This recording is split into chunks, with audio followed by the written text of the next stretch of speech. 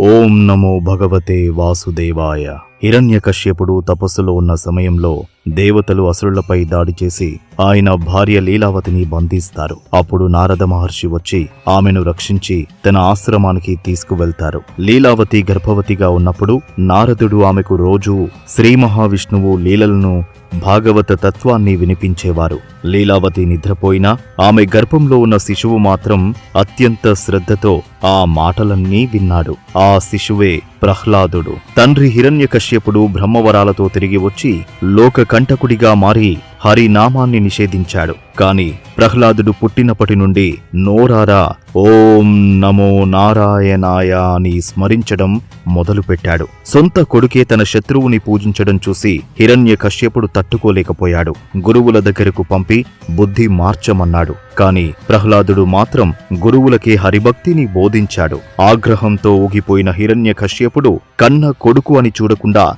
చంపమని ఆజ్ఞాపించాడు. కాని ఏనుగులతో తొక్కించినా, కొండపై నుండి తోసేసినా, విషసర్పాల మధ్య పడేసినా ప్రహ్లాదుడికి ఏమీ కాలేదు. ఆ పసివాడిని భగవంతుడు ఎలా రక్షించాడు? అసలు ఆ అగ్నిగుండం నుండి ప్రహ్లాదుడు ఎలా బయటపడ్డాడు? తరువాతి ఎపిసోడ్లో ప్రహ్లాదుని పరీక్షలు, హోళిక దహనం గురించి తెలుసుకుందాం. ఈ అద్భుత ఘట్టం కోసం ఇప్పుడే సబ్స్క్రైబ్ చేసుకోండి. మీ అభిప్రాయాన్ని కామెంట్ చేయండి.